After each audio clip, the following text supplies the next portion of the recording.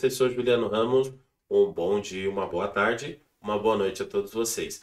A vida é muito boa e com Deus sempre vai dar certo. Pessoal, um feliz Natal para você, um ótimo ano novo, muita paz, muita prosperidade, que Deus opere na sua vida e que você encontre aí o que procura.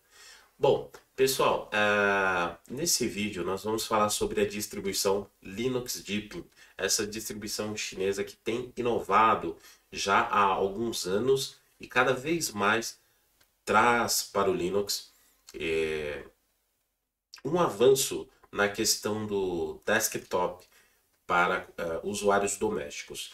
E em 2024 podemos esperar novidades tratando-se aí do Linux Deepin 23, que vai ser oficialmente lançado no ano de 2024. Então, daqui a pouquinho nós teremos essa distribuição que, se você é daqueles que vem aqui no canal do professor comentar que o Linux não está pronto para o desktop, para o usuário comum, para o usuário de tarefas domésticas, assiste esse vídeo que você vai ver que a maioria das tarefas que a gente realiza, as pessoas, né, realizam no Windows, um usuário doméstico básico, vai conseguir realizar com muita facilidade aqui no Linux Deepin. E isso é um carro que chama outras atualizações em outras distribuições, que sempre aconteceu, né? As distribuições elas estão ali aprendendo umas com as outras e cada vez trazendo um ambiente mais fresco, mais limpo, mais atualizado na questão de ambiente desktop. Já que em servidores o Linux já domina disparado na nuvem, inclusive a Microsoft tem sua distribuição de Linux na nuvem, né? Tratando-se no mundo corporativo, o Linux já está na frente, né? Agora, no ambiente desktop, realmente é o Windows que tem puxado aí o carro-chefe, né? O Windows que está operando na maioria dos computadores, mas isso vai acabar se tornando relativo o mais breve possível, já que todas as aplicações que nós necessitamos já estão na nuvem e a maioria delas já estão indo para a nuvem, né? Então, raramente vai ser, em breve, raramente vai ser as pessoas, né? Vai ser uma porcentagem pequena de pessoas que vão precisar ter softwares instalados nos seus computadores. Eu acho engraçado que algum tempo atrás eu precisava sempre de espaço em disco, porque a gente armazenava muita coisa. Então eu tinha 1 tera de disco, HD eu lembro, e esse tera estava usado bastante por jogos, música, filmes, estava lá bastante uso dele. E hoje eu tenho um SSD do notebook de 250 gigas, que para mim é o suficiente porque eu jogo pela Xbox Cloud, ou seja, eu não preciso ter jogo instalado quando eu quero jogar, porque eu sou um jogador também que não joga muito, só quando eu tenho tempo na hora do almoço do trabalho, eu abro um joguinho ali para jogar. E eu uso o Office Online, então as minhas informações, eu tenho 1 tera lá que é o plano família da Microsoft, então as minhas informações estão na nuvem, então raramente eu preciso de disco. E a gente percebe que cada vez mais as nossas aplicações estão na web. E o sistema operacional vai ser só aquele que você precisa para ligar o seu computador para se conectar à internet. E nada melhor do que você ter um sistema operacional com código-fonte aberto, como é o caso do Linux Deepin, tem ali seu código-fonte, porque vai trazer segurança, estabilidade, velocidade, né? E é o que a gente vai ver nesse vídeo. Deixa eu tirar minha câmera aqui para a gente aproveitar melhor o vídeo. Primeiro, o site é o deepin.org. E aqui no deepin.org nós podemos já fazer download da versão estável, que é a versão 20.9. A versão que eu vou mostrar para vocês é essa Deepin V23, que é a versão beta, tá? Considerada instável, já que o lançamento oficial será para o próximo ano. Então, eu não recomendo para a maioria das pessoas, tá? Somente aqueles aventureiros como eu, que querem testar e trazer novidades aí para vocês, mas eu já aproveito para apresentar essa distribuição de Linux. E se você, claro, quer conferir, você pode vir aqui no site, fazer o download da ISO, aqui na opção ISO Download. Quando você abre o site pela primeira vez, pode ser que venha no idioma chinês, já que trata-se de uma distribuição chinesa. Mas aqui você tem a opção de idioma, você pode escolher entre o mandarim e o inglês. E aí, no site aqui, peraí, no site aqui, nós temos as opções de download. Eu recomendo que você faça download via torrent, né? Ou pelo Google Driver, já que o repositório deles costuma ser mais lento, já que está hospedado lá na China. E você fazendo o download aqui da versão stable, você pode instalar numa máquina virtual ou testar aí na sua máquina como eu, se você é mais aventureiro. Bom, muito bem, eu vou apresentar um pouquinho. A interface DE, o Desktop Environment do Linux Deepin, se chama o que? Se chama Deepin. E essa interface, pessoal, ela inovou já porque várias outras distribuições acabam utilizando, porque o código-fonte é disponível, é um Linux de código aberto, e distribuições como o Arch Linux, o Fedora, né, que tem um apoio aí por trás da Red Hat. Aliás, Red Hat aqui tem aparecido, eu tenho estudado bastante, tem me patrocinado aí, bacana, logo mais eu vou tirar a certificação OpenShift, com fé em Deus. E a Red Hat, ela também está utilizando lá a interface do Deepin e outras distribuições aí você pode instalar esse ambiente do Deepin. Só que aqui você tem o melhor dos mundos, porque são criados por eles, então é a distribuição que é onde eu mais senti aí uma fluidez no ambiente que roda bem legal. Bom, primeiro eu quero mostrar para vocês que muita gente, como eu mesmo, estranhou o fato dessa barra de tarefas padrão do sistema ela vir cortada no meio aqui em duas partes. Nessa parte nós temos todas as informações relacionadas ao sistema e nessa outra parte nós temos as informações relacionadas às aplicações. E isso causou uma certa estranheza em muitos. A princípio, o visual pode ser que não seja tão interessante assim, mas com o passar do tempo, eu estou usando essa distribuição há cerca de um mês, eu comecei a sentir alguma. Eu acredito que com o tempo, né, o nosso cérebro começa a se adaptar, mas eu comecei a sentir alguma vantagem, né, de ter isso. Primeiro, para separar aqui as aplicações. Então vamos lá. O que nós temos aqui na área de sistema? Vale lembrar também que você pode vir aqui clicando, segurando com o Ctrl, botão direito, você pode mudar para o modo eficiente, ó. E aí você tem o espaço total da tela, que também fica bem bonito, né? O modo eficiente aí, bem bacana. Mas o modo fast que é o destaque aí, né? Então, o que nós temos aqui? Primeiro, se você clica aqui na hora, no relógio, você tem a área de notificação. E o legal é que tudo funciona muito bem, né? Então você tem aqui a área de notificação, ele vai colocando as notificações em categorias, então a categoria central de controle, categoria loja de aplicativos, ó, e você pode estender essas opções, então tem a opção aqui de e-mail e tudo mais. E você aqui em notificação settings, né? Você consegue configurar essas notificações. Vocês vão perceber que tem ainda algumas coisas que não estão traduzidas. Mas, mais uma vez, eu quero dizer que trata-se de uma versão beta, uma versão em desenvolvimento. E como o Deepin ele já está se posicionando para ser a distribuição, ou melhor, o sistema operacional mais utilizado na China, é bem provável que esse mercado internacional atraia muito a empresa e com dinheiro, com recurso, eles querem vir para o mercado global de computadores. Microsoft, segura aí que os caras estão chegando. E aí você tem aqui a opção aqui não perturbe, que eu deixei ativada justamente para gravar e não ficar recebendo notificação na tela. Na parte superior nós temos as opções aqui comumente utilizadas. Então eu tenho o carregador, eu tenho a opção de conexão da internet, que para o mouse aqui ele já me traz o IP da rede local, que é bem interessante. Eu tenho a opção aqui pesquisa geral. Pesquisa geral é a tecla de atalho aqui que eu alterei para Ctrl espaço. Por quê? Porque a padrão, se eu não me engano, é Shift espaço. E com Shift espaço eu batia sem querer Shift espaço digitando o documento e abri aqui essa área de pesquisa.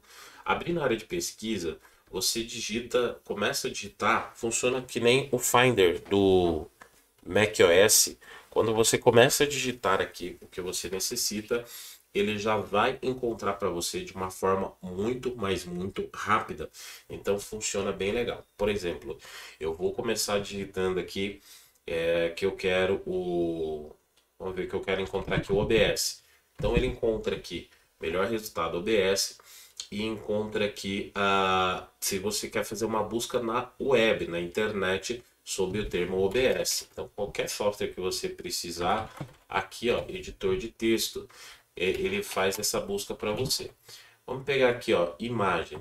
Então eu peguei imagem, ele me trouxe o melhor resultado aqui, algo relevante aqui, imagem, traz aqui as datas de modificação. Então assim, é legal a gente quando para prestar atenção nos detalhes, né? Então, o segredo da coisa é a gente notar os detalhes e a gente ver o trabalho que eles tiveram no desenvolvimento, o capricho, né? Um trabalho com capricho, com amor, com zelo. Então, é isso que a gente vê ao notar aqui. Então, a gente pega aqui os detalhes. Então, vou colocar lá a imagem. Então, dentro aqui de imagem, a gente tem o melhor resultado com as datas de modificação, o aplicativo, web e imagem. Se a gente clica aqui, na imagem, você tem a imagem, ela carrega a imagem aqui antes mesmo da gente abrir. E ao carregar a imagem, ela traz para a gente ó, as dimensões da imagem, o formato da arquitetura da imagem, né? Quantos pixels ela está utilizando, o tamanho da imagem aqui, quantos pixels não, as dimensões, né? Qual o tamanho dela aqui em megabytes, a localização da imagem, quantos pixels seria um exagero. Nossa, eu achei engraçado isso. Eu penso aqui, por que carregaria quantos pixels em uma imagem, né? E a hora de modificação dessa imagem. Então a gente também traz a data de modificação com a hora. E aí você tem as opções de acessar o diretório da imagem ou abrir a imagem direto. Ou melhor, copiar o caminho da imagem. Então, digamos que você está aí no Shell fazendo algum código, você precisa encontrar essa imagem, pode copiar o caminho, simples assim.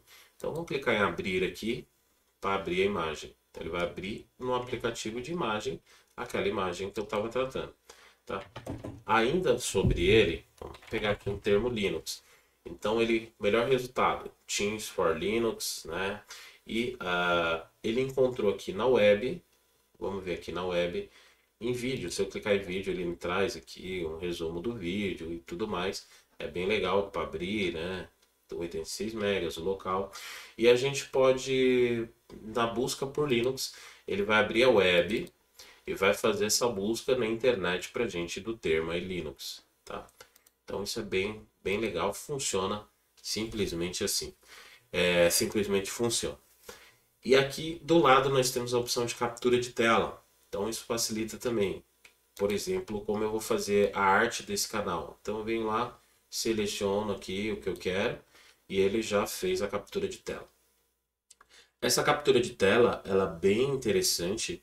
Por quê? Porque quando você faz a captura de tela, você tem a opção, por exemplo, de... capturei a tela, você tem a opção... Opa, vamos lá de novo. Já tem aqui a opção ó, de marcar, né? O que você quer, colocar texto, efeito blur para senhas, né? Então você vai fazer uma captura de tela que tem senha, você coloca o efeito blur. E você tem essas opções aí de você salvar direto na área de transferência, o que para mim é muito legal, porque eu tiro a captura de tela, estou em qualquer programa, lá no Teams ou no meu e-mail, e eu simplesmente vou tirar a captura de tela, vou dar Ctrl V, porque está na área de transferência, e eu vou copiar isso já para a captura de tela. Já a imagem que eu fiz, né? Então isso é bem legal. Do lado aqui, eu tenho aqui o volume, né? Então a gente pode fazer as configurações do volume. Do lado, eu tenho aqui o sistema para monitorar aqui o meu sistema operacional. Como a gente pode ver, o consumo é muito baixo de CPU. O Linux Deep vai te surpreender em relação a outros sistemas operacionais e até mesmo outras distribuições de Linux, por conta que ele tem uma utilização de CPU muito baixa. Vocês estão vendo ali 17, 18, oscilando a 20%, mas vale lembrar, levar em consideração que eu estou aqui com o OBS, que é o software de gravação aberto, e ele consome muito o OBS.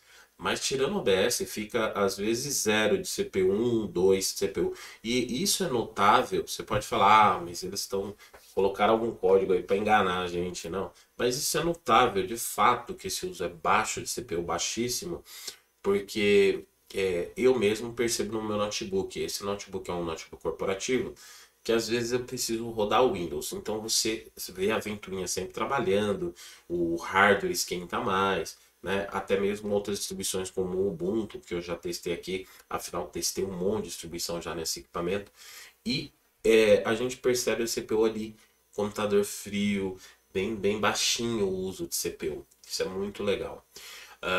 Aqui a gente tem um consumo de memória também, que é um consumo eficaz de memória. Então, assim, muita gente fica comentando muito sobre o uso de memória.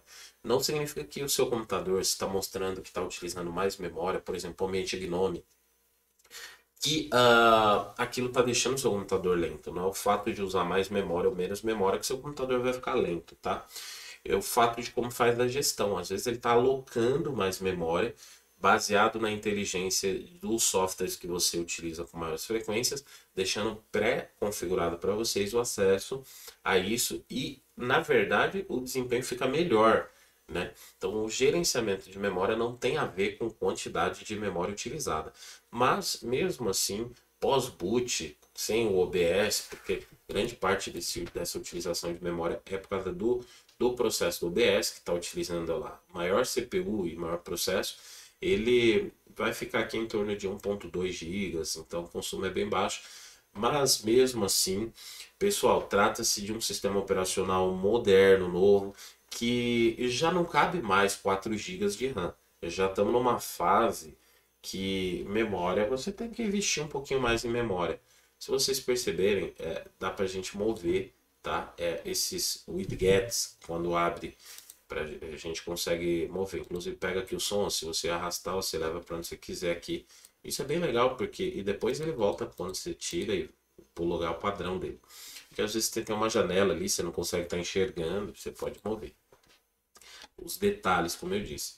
Aqui as configurações de teclado, está gravando aqui. A aplicação que eu estou utilizando aqui para ver e-mail, que é o Blue Mail. E aqui ele vai trazer mais programas que não couberam aqui, que estão rodando em segundo plano. E desse lado aqui nós temos as aplicações. Então você vai gravando na dock, né, as aplicações que você mais utiliza. Então eu tenho aqui o terminal, a central de controle, o gerenciador de arquivos, ou seja, os programas que você mais precisa. Nesse canto aqui a gente tem a opção de multitarefa, para você abrir a multitarefa e ter vários ambientes aí no seu desktop. Então, você pode deixar um aplicativo aberto aqui, abrir a multitarefa, colocar outro aplicativo em outro ambiente, né? Esse é o objetivo da multitarefa. O terminal Deepin, ele é um terminal de comando, né, para gente que gosta mais da linha de comando do que da interface em si, que é bem bonito, porque ele traz aqui com facilidade você passar para tema escuro e escolher diversos temas aqui que mudam ali já o visual do sistema, então poupa o tempo, né? Tá mais cansado, quer um tema mais escuro, você consegue. Eu deixo o tema claro justamente por conta da aula, né, que eu ministro em Linux, então facilita bastante um tema um pouco mais claro. Muito bem. E aqui vamos falar do menu iniciar. O menu iniciar tem dois modos de operar. Quando você clica no iniciar, ele aparece dessa forma. O menu com as categorias aqui do lado. Então você pode escolher por letra ou você pode colocar por categoria. Então ele vai aparecer lá, player de música, escritório, né, imagens, jogos. Né. Eu prefiro deixar por letra aqui para encontrar tudo que eu tenho instalado aqui no computador. E aqui você tem as categorias favoritas, né, que você vai favoritando. Olha que interessante, né? O Microsoft OneDrive, eu tenho lá aquele plano familiar de 1 TB. Eu tenho o Xbox Cloud Game, né? e Visual Studio Code, o Clipchamp, que são aplicativos que funcionam aí no Windows e no Linux eu rodo normal. Em ao apps, né, todos os aplicativos, a gente tem tudo que eu tenho instalado aqui, aplicativos meus do uso do dia a dia. Então, por exemplo, aqui eu vou abrir o Xbox Cloud Game, que nada mais é do que eu criei o quê? Eu criei um atalho para essa aplicação do meu navegador Brave. Então eu abri pelo Brave, fui lá nas opções de criar atalho, ele criou um atalho para mim. Então quando eu preciso, eu quero jogar, né? Preciso não, porque eu quero, né? Eu venho aqui e abro aí a aplicação. Ó, e aí eu consigo jogar normalmente. Funciona aqui o meu, tô funcionando aqui o meu controle, né? E aí eu vou lá e normalmente aqui eu jogo, abro a aplicação que eu quero e funciona muito bem. Vou abrir um jogo aqui, eu não sei se... O problema é que às vezes depende do horário, tem muita gente para jogar e pode ficar lento aí, né? Para abrir. Então vamos ver, se tiver rápido aqui eu já abro um game aqui para vocês darem uma olhadinha. Então vamos ver aqui, vamos abrir o Battlefield 4 aqui.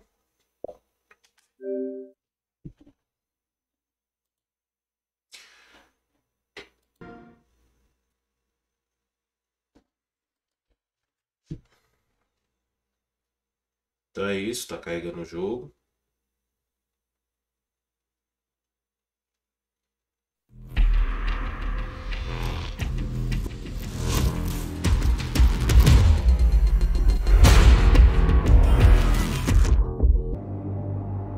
Bom, apertando como trata de navegador, tecla F11, você tem tela cheia, né? E aí você tem o seu game aqui normal, como você jogaria. Então, é aquilo que eu falei, com a nuvem, não tem mais aquela desculpa de que Linux não roda, né? Vou começar a abrir aqui o game aqui.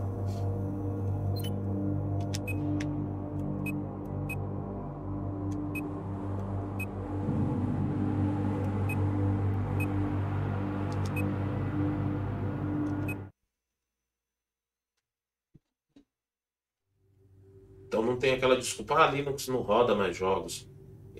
Você não precisa nem instalar, né?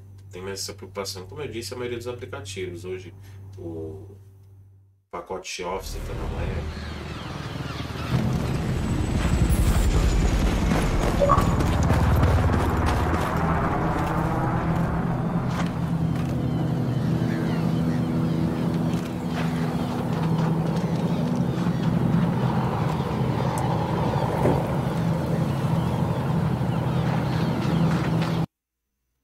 Muito bem.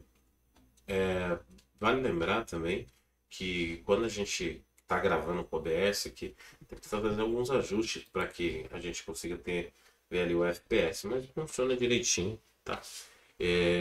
Na verdade, o Xbox Cloud permite que você jogue em qualquer dispositivo, até mesmo no celular. Continuando, então, eu tenho aqui o Clipchamp, que eu fiz a mesma coisa. Então, o Clipchamp, ele hoje está sendo o meu software de edição de vídeo aqui para o canal. Então, normalmente eu uso o Kdenlive e uso ele. Então, funciona via web, tá? Mas eu carrego aqui, eu criei um atalho, como eu disse para vocês, pelo Brave ali, né? Então aqui, deixa ele carregar aqui. Demora um pouco para carregar. Fechar aqui. Enquanto ele carrega ali, depois eu carrego ele. Já para mostrar para vocês aqui como funciona a questão do atalho. Então o atalho nada mais é do que você vir aqui, mais ferramentas, e você cria o atalho ali para aplicação, né? Ou quando ela aparece aqui, você clica, instala como fosse um aplicativo. Determinada aplicação permite fazer isso.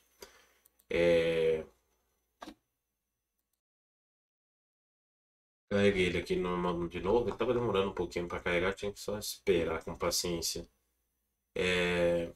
Beleza.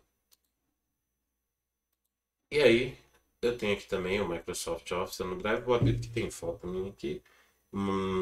E coisas, conteúdo pessoais, né? Mas você carrega ele aqui, funciona tranquilamente também. A opção do Teams for Linux eu instalei pela loja de aplicativos, tenho Linux na loja de aplicativos do Deepin, funciona igual, então não tem nada que eu não faça no Windows quando eu estou no Windows, no Deep, no Teams, que eu não faço aqui, tá? Eu faço videoconferência, câmera, reuniões, né? Aliás, o meu trabalho é basicamente no Teams o dia todo, é um software que eu mais utilizo. Tá lá o acesso ao monitor de sistema. Eu também posso acessar o monitor de sistema com as teclas Ctrl Alt ESC. Ctrl Alt ESC ele abre também, ó, o monitor de sistema. Eu mais uma vez mostro para vocês aí que o consumo do sistema, ele foi um consumo alto agora que eu estava no jogo, né? Abri o Champs, ele até subiu o consumo ali. E a gente consegue ver aqui mais serviços aqui, ó, em processo de serviço que estão ativos rodando no sistema. Então, se você tem um conhecimento um pouco mais avançado, você pode fazer mais ajustes. Em user aqui, os processos que esse usuário, no caso o usuário administrador do sistema, estão rodando, e ele consegue categorizar por usuário. Você tem mais usuário na máquina, ele mostra os processos dos demais usuários também. Então, como a gente pode ver, muito bacana aí como eles criaram todo esse ecossistema aí. Então aqui nós temos acesso a todas as aplicações. Falando ainda sobre aplicativos que eu utilizo do Windows, aqui funciona no Windows, né? Temos aqui o Visual Studio Code com desempenho excepcional. Então consigo funcionar aí tudo que eu preciso, né? Com desempenho bem bacana, abrindo todas as aplicações e tudo mais, né?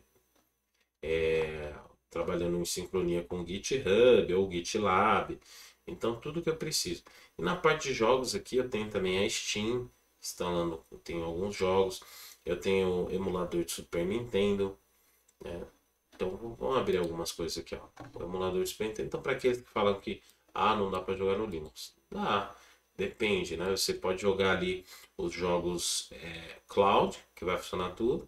Você pode ter emulador aqui.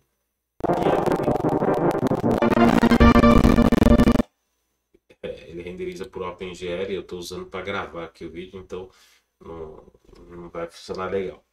E você tem aqui o emulador de GameCube, que funciona direitinho, que eu rodo os jogos aí. Eu gosto muito de jogar o Resident Evil Remake, né? A Steam, que funciona os games na Steam.